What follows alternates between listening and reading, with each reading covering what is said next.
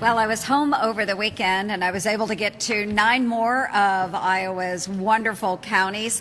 And top of mind for all of our folks back home, just in the conversations and the town halls that I had, was, of course, inflation and Washington's spending. And folks, Iowans are very common sense people, and they know that their wallets are shrinking because of what's happening in Washington, D.C. So again, they look to the nation's capital and they see this reckless spending, and all they feel is the impact to their own pocketbooks. And let me tell you, folks, they are not surprised. I am not surprised. None of us should be surprised when we see today that the cost of food and, of course, home cooling and heating, fuel prices, all of that continues to go up. So what we do know, again, being common sense folks, and so many people said it back home, they're like, you know, President Biden just needs to get to the table. He really does need to negotiate. They pointed out that this is the president that on day one said he was going to be the president that brings the parties together. And yet he refuses to actually negotiate, have those discussions with Speaker McCarthy. So Iowans are pretty smart. Just sit down, work it out, Mr. President. Come on, you can do that. So only in Washington, D.C. do we know and look to the future and think we can pay our bills with IOUs. And Iowans know better. They're not being duped. They need the president to work this out with Kevin McCarthy, and we need to focus on reining in our spending, at the same time easing the pressure on Americans' pocketbooks. So let's get to it, Mr. President. Let's bring the parties together. Good afternoon, friends. Big and important meetings are taking place right now, and President Biden is renewing his push to provide direct financial relief to low-income households.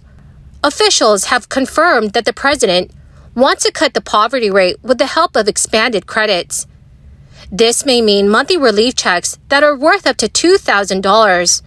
My dearest friends, please make sure that you watch until the end of this video. Also, in 2 days, I will be announcing several winners for the Walmart gift card giveaway. If you'd like to enter these weekly giveaway, friends, all you have to do is click and like several of my videos and then comment below the keyword of each video that you watch. My dearest friends, the more videos that you watch and then comment on, the greater your chances of winning the giveaways. Today, President Biden blasted Republican-demanded spending cuts as devastating, making it his case in a campaign-style speech to voters. The U.S. president is showing an increased willingness to discuss possible budget restraints, and yet he also insisted that any talks on that should occur without the risk of the federal government being unable to pay its bills. Also today, White House and Congress met for 2 hours privately at the Capitol. Also today, members of the White House and Congress met for 2 hours privately at the Capitol to discuss a path forward. President Biden stated, "America is the strongest economy in the world, but we should be cutting spending and lowering the deficit without a needless crisis." His words were a challenge to House Speaker Kevin McCarthy, who met yesterday with President Biden at the White House, declaring afterwards that sharp spending cuts were required for House Republicans to increase the debt limit and stave off the risk of a default. Biden laid into the GOP proposal today, saying spending cuts recently passed by the Republican House could affect schools and the country's sacred obligations to military veterans. The face-off comes as the government is rapidly bumping up against its legal borrowing authority, meaning that it may not be able to pay its bills as early as the start of next month, unless our lawmakers agree to lift the debt limit. Negotiations between the White House and Congress are expected to resume this week. So in efforts to gain voter support, Biden pointed to the 12.7 million jobs created during his term and a fresh focus on domestic manufacturing, while warning that an unprecedented debt default would threaten millions of jobs and raise the prospect of a recession. Yet GOP lawmakers blame his crisis relief spending for the high inflation that has many voters already worrying about the U.S. economy. But Speaker McCarthy has shown few signs that he and other Republicans were willing to budge from their debt limit proposal, leaving Senate Majority Leader Chuck Schumer to warn the Speaker that he's being reckless. The president has countered the GOP plan with his own budget proposal, which could save $800 billion through changes to government programs.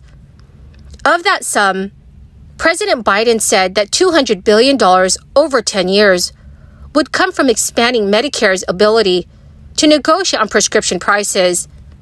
He said, by contrast, that the House Republican bill could jeopardize medical care for U.S. families, while its deficit savings would lower cost. House Republicans, in their debt measure that passed in April, are aiming for $4.5 trillion in deficit savings through cuts in spending, eliminating tax breaks for investing in clean energy, and undoing the Biden administration's proposal that would forgive student loan debt. The White House has made it clear that Biden would veto that legislation. President Biden has gained substantial support on his budget proposal, which includes enhancing the child tax credit. The temporary enhancement in 2021 was an enormous success, cutting childhood poverty nearly in half. The president and many members of Congress sought to carry that success forward, including it in the House-passed Build Back Better Act. Unfortunately, that bill stalled in the Senate, and the provisions were not included in the Inflation Reduction Act, which passed last summer. And as a result, millions of U.S. children slipped back into poverty. The president proposes enhancing the credit in several major ways. First, the maximum credit amount would increase from $2,000 per child to $3,600 for children age 5 and younger, and $3,000 for children age 6 and older, also allowing parents to claim the credits for 17-year-olds. The increase in the maximum credit would phase out starting at $150,000 for married couples and $112,500 for most single parents. Second, the credit would be available to the majority of children in low-income families. Under the current law, many children receive a reduced credit or no credit at all because their families are too poor. This includes children raised by grandparents, parents with disabilities, or parents working as full-time caregivers. The budget would also improve the credit by making it available to parents each month, as it was under the temporary rules in 2021. Well, my beautiful and most amazing friends, that is the end of my daily stimulus update video for today. Thank you, my friends, for being here and for being part of this community. To say thank you and to show my appreciation, I will be announcing several winners this coming Friday for the Walmart gift card giveaway. If you'd like to enter the weekly giveaway, friends, all you have to do is click and like several of my videos and then comment below the keyword of each video that you watch. My dearest friends, the more videos that you comment on, the greater your chances of winning the giveaway. Thank you, friends, and have a wonderful and very blessed Wednesday.